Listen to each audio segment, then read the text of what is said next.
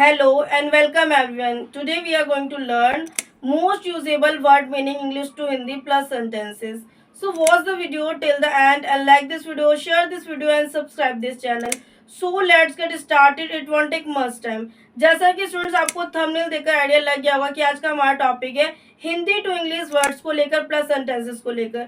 तो हमारे साथ वीडियो में कंटिन्यू बने रहना। वीडियो बहुत इंटरेस्टिंग है, वीडियो में कंटिन्यू बने रहना, वीडियो को स्किप नहीं करना, वीडियो को फुल वॉच करना, तो आपको ज़्यादा बेटर समझ में आएगा। तो आइए स्टार्ट करते हैं, आपका ज़्यादा समय ना लेते हो। और वीडियो वाकई पसंद आए तो वीडियो को शेयर कर दीजिएगा। तो आइए स्टार्ट करते हैं। So let's start. Most usable word meaning English to Hindi. तो स्टूडेंट्स आपका फर्स्ट वर्ड है आराम।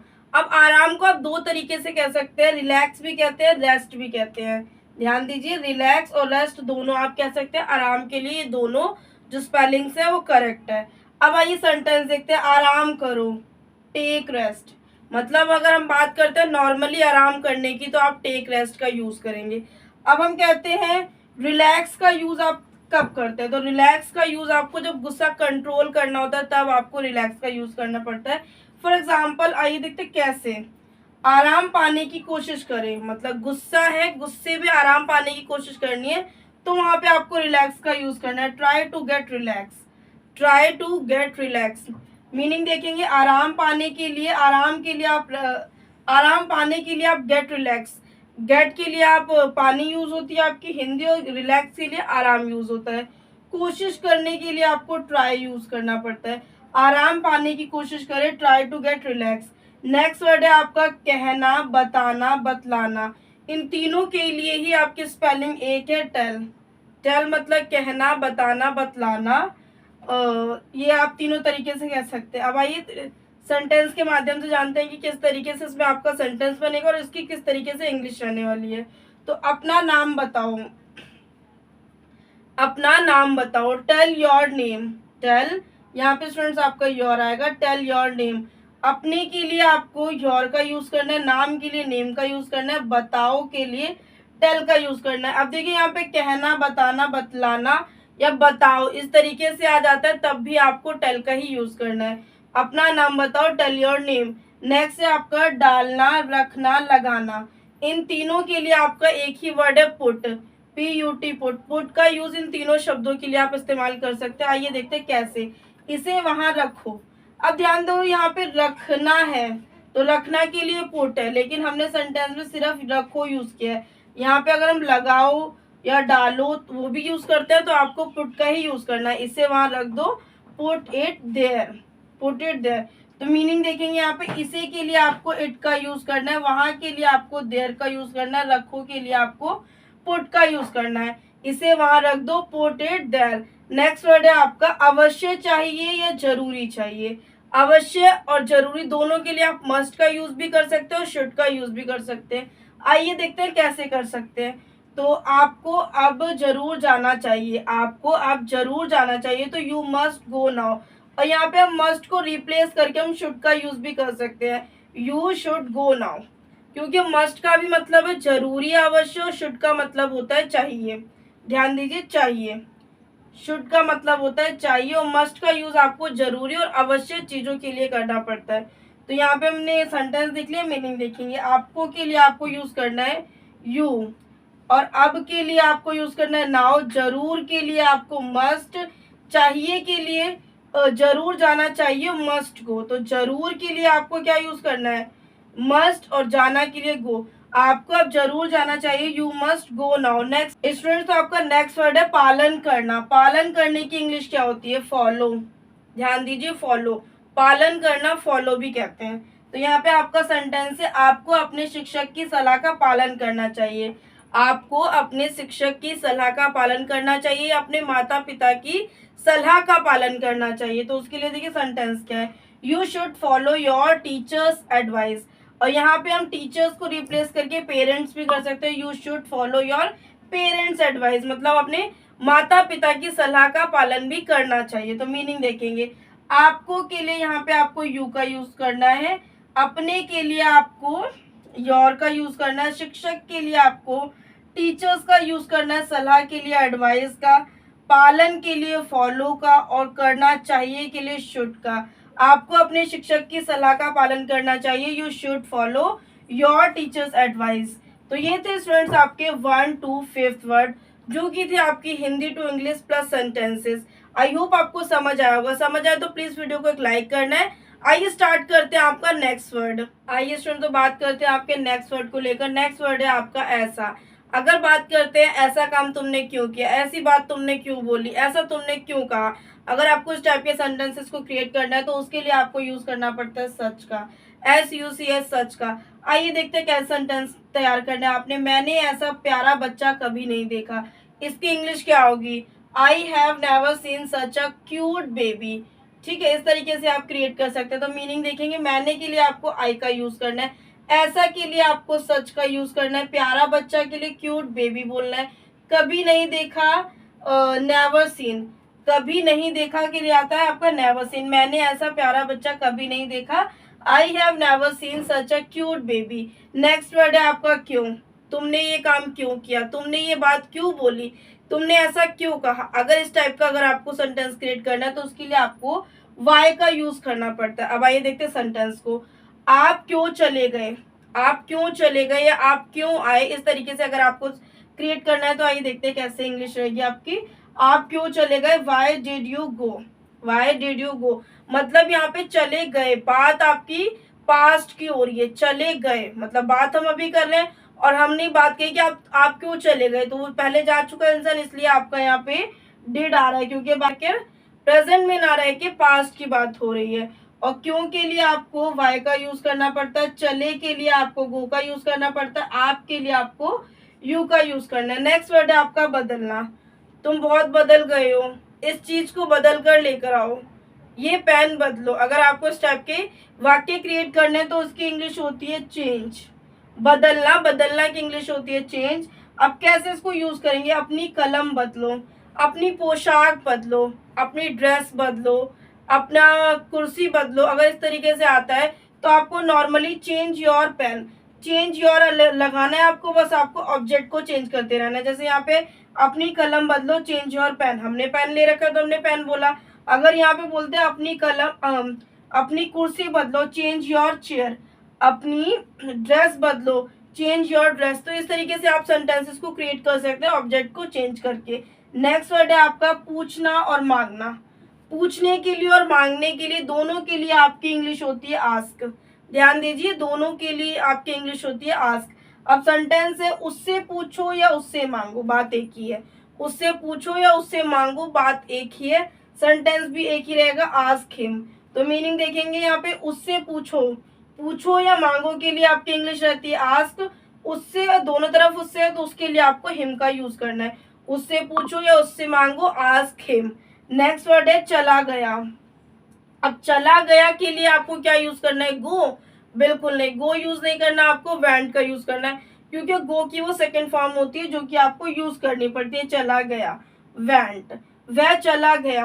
अब हमने यहाँ पे बोला वह चला गया तो ही वेंट आएगा, वह चली गई शी वेंट आएगा। बस आपको थोड़ा सा ध्यान रखना है। तो वह की इंग्लिश होती है आपकी ही, चला गया के लिए आपको यूज करना है वेंट, वह चला गया ही वेंट। तो ये थे स्टूडेंट्स आपके 6 to 10 word English to Hindi plus sentences. I hope आपको यहाँ तक का वीडियो भी समझ आएगा। समझ आए तो प्लीज वीडियो को शेयर कर दीजिएगा। आइए स्टार्ट करते हैं आपका नेक्स्ट वर्ड। आइए स्टूडेंट बात करते हैं आपके 11th वर्ड को लेकर। 11th वर्ड है आपका आवश्यकता। आवश्यकता का मतलब होता है किसी चीज की जरूरत होना। तो जरूरत के लिए आपको यूज करना पड़ता है नीड। ध्यान दीजिए, आवश्यकता हो या जरूरत हो, दोनों के लिए आपको नीड का यूज करना है। अब कैसे करना आइए जानते हैं। हमें उसकी आवश्यकता है या हमें उसकी जरूरत है, इस तरीके से अगर आपका सेंटेंस है तो we need that, we need that. आइए मीनिंग, हमें के लिए आपको यूज करना है वी का, उसकी के लिए आपको यूज करना है दैट, और आवश्यकता के लिए आपको यूज करना है नीड। हमें उसकी आवश्यकता है, we need that. Next word है आपका कोशिश। कोशिश का मतलब होता है इंग्लिश में ट्राई। ध्यान दीजिए, कोशिश, कोशिश का मतलब होता है इंग्लिश में ट्राई। फॉर एग्जाम्पल, हम कोशिश करेंगे, वी विल ट्राई, हम कोशिश करेंगे, वी विल ट्राई। मीनिंग देखेंगे, हम के लिए आपको यूज करना है वी, कोशिश के लिए आपको यूज करना है ट्राई, करेंगे के लिए आपको यूज करना है विल। हम कोशिश करेंगे, we will try. Next word है आपका खुद या स्वयं। खुद हो या स्वयं हो, दोनों के लिए आपको यूज करना पड़ता है सेल्फ। फॉर एग्जाम्पल, हमने इसे खुद किया, we did it our self. तो मीनिंग देखेंगे, हमने के लिए यहाँ पे यूज करना है वी, इसे के लिए यूज करना है इट, खुद के लिए यूज करना है अवर सेल्फ, किया के लिए आपको डिड का यूज करना है, क्योंकि बात जो आपकी हो रही है वो प्रेजेंट की नहीं है, वो पास्ट की, इसलिए आपको डिड का यूज करना है। तो हमने इसे खुद किया, we did it our self. Next है आपका कोई, कोई की इंग्लिश होती है एनी। ध्यान दीजिए, कोई, कोई की इंग्लिश होती है एनी। फॉर एग्जाम्पल, यहाँ पे थोड़ा सेंटेंस इंग्लिश उधर हो गई, हिंदी इधर, तो ध्यान दीजिएगा। क्या आपके पास कोई आईडी है? Do you have any ID? क्या आपके पास कोई आईडी है? Do you have any ID? तो मीनिंग देखेंगे, क्या के लिए आपको यूज करना पड़ता है व्हाट, आपके लिए यूज करना है आपको यू, पास के लिए आपको हैव का यूज करना है, कोई के लिए आपको एनी का यूज करना है, आईडी के लिए आपको आईडी का यूज करना है, डू के लिए आपको करना यूज करना होता है। तो do you have any ID? क्या आपके पास कोई आईडी है? इस सेंटेंस को आप यहाँ रख लीजिएगा और इंग्लिश वाले सेंटेंस को यहाँ पे, तो आपको थोड़ा और रहेगा क्लियर, क्योंकि हमने सारे इधर हिंदी वाले रखे और इधर आपके इंग्लिश वाले, वो थोड़ा सा चेंज हो चुका है, तो उस पर थोड़ा सा ध्यान रखिएगा। नेक्स्ट है आपका 15 हिस्सा। हिस्सा का मतलब होता है पार्ट। हिस्सा, हिस्सा का मतलब होता है पार्ट। अब इसका सेंटेंस में कैसे यूज करेंगे, आइए देखते हैं। यह मेरे काम का हिस्सा है, यह मेरी ड्रेस का हिस्सा है, यह मेरी बात का हिस्सा है। अगर आपके इस टाइप से सेंटेंस आता है तो उसके लिए आपको पार्ट का यूज करना है। आइए देखते हैं इसकी इंग्लिश कैसी रहेगी। यह मेरे काम का हिस्सा है, it is my part of job. It is my part of job, इस तरीके से आपको सेंटेंस रखना है। तो मीनिंग देखेंगे, यह के लिए आपको यूज करना है इट, मेरे के लिए आपको यूज करना है माई, काम के लिए आपको यूज करना है जॉब, हिस्सा के लिए आपको यूज करना है पार्ट, का के लिए आपको यूज करना है ऑफ, और है के लिए आपको यूज करना है इज। यह मेरे काम का हिस्सा है, it is my part of job. तो ये थे स्टूडेंट्स आपके 11 to 15 वर्ड, जो कि थे आपके Hindi to English plus sentences. I hope आपको यहाँ तक का वीडियो समझ आया होगा। समझ आया तो प्लीज वीडियो को एक कमेंट, समझ आया तो प्लीज वीडियो में एक कमेंट कीजिएगा, ताकि हमें पता चले कि हमारा समझाया हुआ आपको समझ आ रहा है। तो आइए स्टार्ट करते हैं आपका नेक्स्ट वर्ड। आपका 16 मिल गया। मिल गया या प्राप्त हो गया। प्राप्त के लिए आपकी इंग्लिश होती है गेट। अगर बात की जाए मिल गया, क्योंकि यहाँ पे बात मिल गया की हो रही है, कि मतलब पहले वो चीज मिल गई है, मतलब बात अभी की नहीं है, बात बीते हुए की, इसलिए आपको गॉट का यूज करना है। आइए देखते हैं कैसे यूज करना है।